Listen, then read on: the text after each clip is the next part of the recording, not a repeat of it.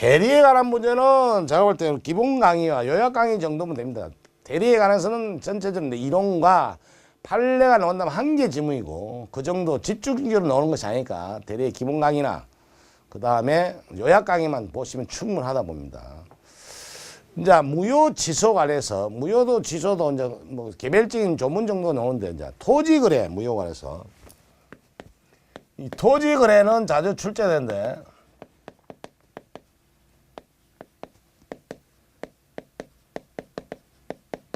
요거는 주로 판례 내용입니다. 출제되면 전부 다 판례 내용입니다. 그래서 다시 한번 판례 부록으로 나오는 판례에다가 다시 추가적으로 이야기를 했습니다. 그러니까 토지거래 허가지라는 것은 여기 허가구역이다 먼저. 일단 국토계획 이용에 관한 법률에 의해서 일자 투기 방지를 위해서 일자한 지역을 국토부 장관의 허가구역이 지정되면 이 지역 내 일자한 토지 이상의 면적을 유상 이전할 때 허가가 있어야 된다. 관할구청에 허가가 있어야 이 계약이 유효다. 허가 받기 전 상태는 허가 받아야 되고 받지 않은 경우 이건 처벌돼요. 처벌되고 계약도 무효입니다. 허가 받을 조건으로 토지 매매한 경우는요. 요거는 이제 처벌 안 되고 허가 받으면 이제 유효고 허가 안 받으면 무효죠. 그래서 이걸 유동적 무효다라는 게 판례 입장입니다. 요 내용이 이제 토지거래 허가 내용의 주 내용. 처벌에 관한 것은 우리 민법 내용이 아니고 유효냐 무효냐 관련있어요. 다만 이 허가 받느냐 허가 받지 않고 하는 경우는 처벌하는데 허가 받지 않는다는 개념에서 우리 기본 강의는 없었는데 제가 다시 추가를 하나 이었습니다. 허가 받을 것을 전제로 한 체결한 계약의 효력, 거래 계약 효력은 유동적 무효인데 이제 기억에 법 31조 2의 소정의 벌칙 적용 대상인 허가 없이 토지 등의 거래계약, 허가 없다라는 거래계약, 허가 없이란 말이 뭐 말이냐면 처음부터 계약서를 허위로 작성하든지 허가 안 받을 목적으로 허가 없이 거래계약했다는 뜻. 이때 허가 없이란 게 뭐냐면 처음부터 허가 안 받을 목적으로 허위로 계약서 작성한다. 예를 들면 허가 대상의 면적이 안 되도록 쪼개서 판다든지 아니면 유상이전이 아닌 증여계약을 한다든지 이렇게 증여계약서 쓴다든지 일자한 토지 면적이 이상이 안 되도록 분할해서 판다든지 이렇게 계약하는 것을 허가 없이 계약한 거다. 허가 없이 계약을 하면 이제 처벌된다 이 말이죠. 물론 계약도 무효지만 확정적으로. 그래서 허가 없이란 게 처음부터 허가를 배제할 목적이다. 이러한 이제 배제할 목적을 하면 이제 무효다라는 건데 다만 이것과 관련해서 허가를 받을 조건으로 토지 매매했는지 허가를 배제 또는 참탈할 목적으로 계약을 했는지 이 여부는 법원이 알 수가 없단 말이죠. 당사자가 그렇게 주장을 해야 됩니다. 당사자 주장 내용에 구속되지 법원이 마음대로 판단 못한다. 우리는 허가 받을 목적으로 계약을 했다면 그는 구속돼서 그렇게 해야 되고 허가 배제할 목적이었다. 당사자 일방이 그렇게 주장하면 허가 배제 목적인가 허가 없이 계약 체결한 거고 계약이 무효이고 처벌받는다. 이렇게 즉 당사자 주장에 구속되는 주요 사실이다라는 것이 판례다. 해당 이게 허가 없이 계약한 건지 아니면 허가 받을 조건으로 계약했는지 여부는 당사자 주장에 구속된다라는 걸 참고로 보시기 바랍니다. 이 부분을 기본 강의는 없었지만 제가 추가적으로 허가 없이 계약의 의미 처음부터 이제 허위계약 쓴다든지 이런 거 허가 없이 하면 이거 처벌되고 무효이다 말이죠. 다만 이게 허가 없이 계약을 했는지 아니면 허가 받을 조건인 계약인지는 당사자 주장에 의해서 결판나는 것이지 법원이 직권으로 판단하는 것이 아니다. 당사 허가 없이 계약할 것이었다. 일반 당사가 들어가면 이제 계약은 무효이고 처벌받는 거고 증여계약이었다 이렇게 하면 이제 무효이다 이 말이죠. 허가 받을 계약이었다. 당사 그러면 그에 구속돼야 된다 이 소리입니다. 그럼 이제 이게 이제 허가 받을 조건하면 유동적 무효가 되지 않습니까? 그죠? 이 부분은요, 무효, 유동적, 이거는 기본 강의했습니다. 이 무효는 채권 채무가 이 무효다는 거예요. 채권 물건이. 채권 당사자 사이에, 채권이 무효이고, 또 물건도 등기도 무효다, 이 말이죠. 허가 안 받으면 이게 무효다, 이 말이죠. 그러니까 채무불이행 문제도 발생하지 않고 이행하지 않더라도 해제도 못한다. 등기 없이, 허가 없이 이전 등기하면 무효다, 이 말이죠. 그대로 가는 겁니다, 요거는. 유동적 관해서 계약금 계약은 허가받기 확정 무효가 될 때까지 이게 유효다. 또 하나는 허가 신청 협력 의무가 있다.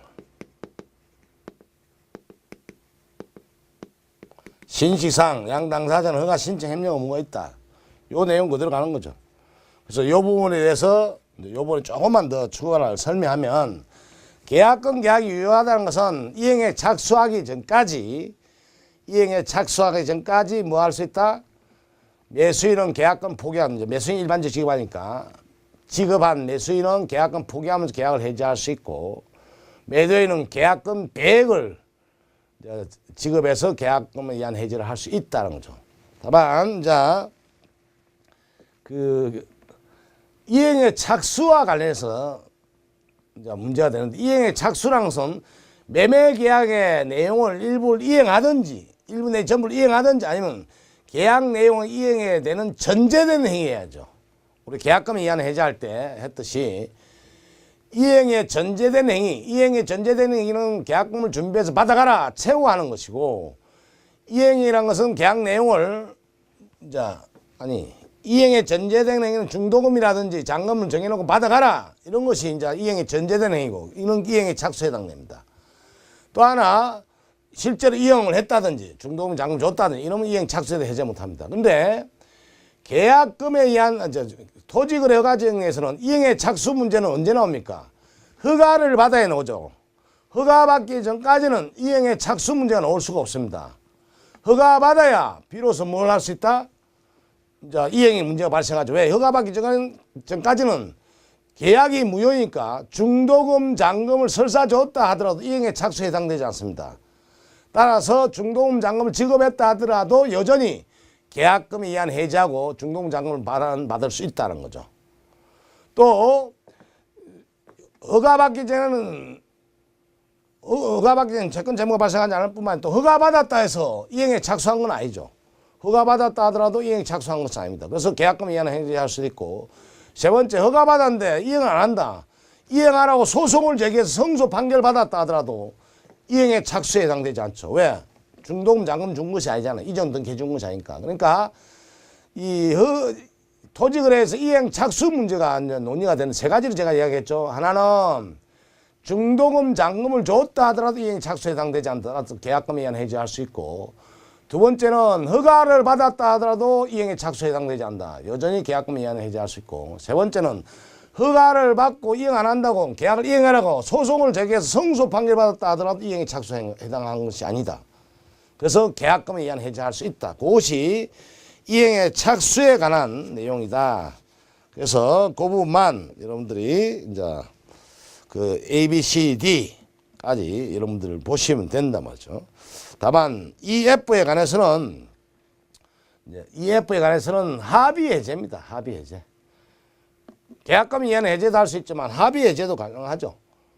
두 당사자 합의 해제는 계약금에 의한 해제뿐만 아니라 합의 해제도 가능하다. 별개계약전후 합의 해제를 했다. 그러면 유효하다. 해제가 된다는 것이고, 이때 F는 합의한 대로 그 내용이 정해져 부당이득 반환의 범위를 어떻게 정할 것인가. 합의에 의한 것이다. 합의 내용이 따른다는 것인가. 그거는 참고로 보시면 되겠습니다. 두 번째, 허가 신청 협력 의무가 있죠. 신칙상 허가 신청 협력 의무인데, 그거는 이제 허가 신청 해외가 안 하면 소송으로 제기할 수 있죠. 소송을 제기할 수 있고 소구할 수 있다는 거죠. 그로 인해서 손해가 발생하면 손해배상도 청구할 수 있다. 그렇지만 이 허가 신청 협력 의무는 부수적 의무이기 때문에 계약을 해지할 수 없습니다.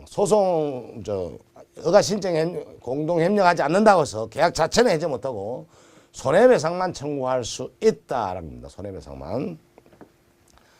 또 이 허가 신청 협력문은 부서져 오니까 그 계약 대금 줄 때까지 내가 못 해주겠다라고 동시행항배권도 주장할 수 없습니다. 동시행항배권은 주된 채무 상환은 인정되죠. 더더구나 허가받기 전에는 대금 지급 의무 이런 것이 발생할 여지가 없으니까 사실상 동시행항배권도 주장할 수 없습니다.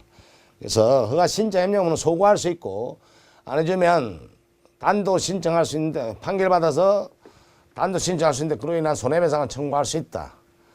두 번째 이거는 부수저 의무니까 계약 해제는 할 수 없다. 안 해준다고. 또 더 나아가서 동시행항배권도 주장할 수 없다. 그 정도 기억하시면 되겠습니다. 나머지는 제가 볼 때 참고를 보시고 다만 이 손해배상과 관련해서 이 허가 신청 의무뿐만 아니라 이 허가 신청 의무에 이행하지 않는 경우는 손해배상하기로 약정을 맺었다든지 또는 계약을 철회했을 때 그 손해배상을 주기라는 약정은 유효하다. 그런 정도 보시고 이 토지거래 그래서 공동 신청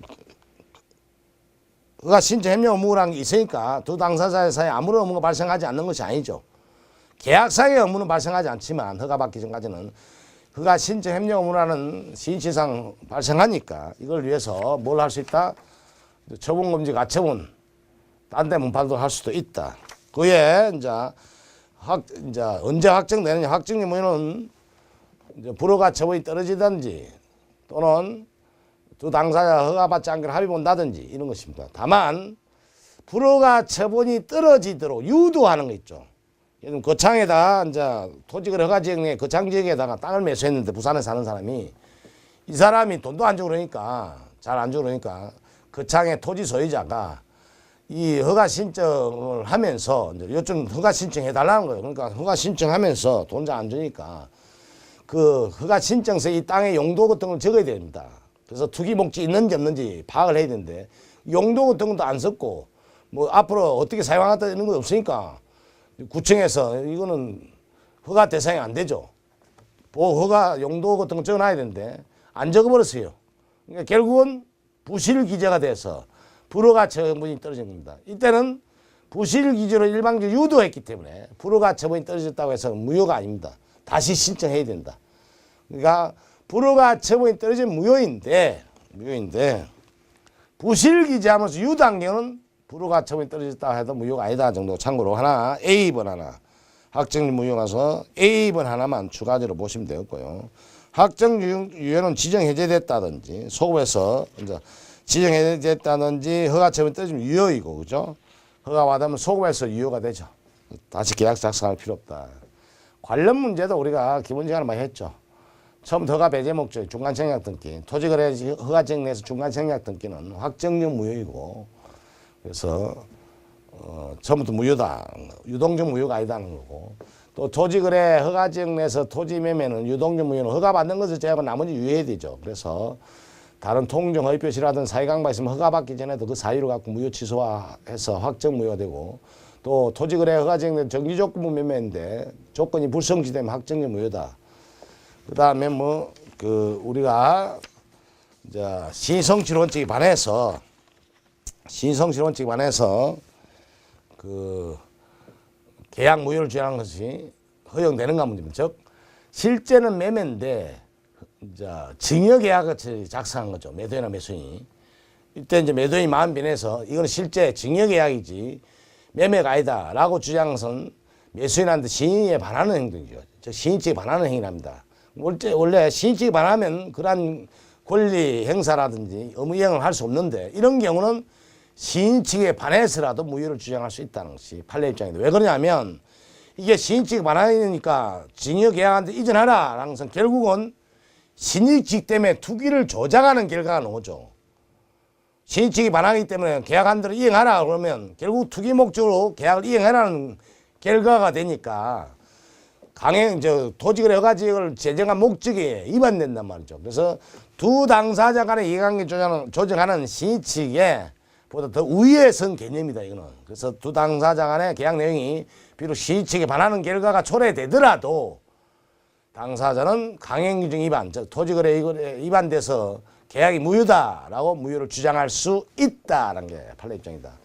그래서 그 토지거래 허가지역에 위반돼서 강행규정 위반, 국토법 위반돼서 그 계약이 무효라고 주장하는 것은 결론적으로 신의칙에 반하지 않는다라는 게 판례 입장입니다. 그런 정도를 기억을 하시면 되겠습니다. 토지 거래가지요. 내 토지면은 출제가 뭐 거의 자주 출제되는 거니까 경년 한 번씩 정도 꼭 정리를 다시 한번 하시기 바랍니다.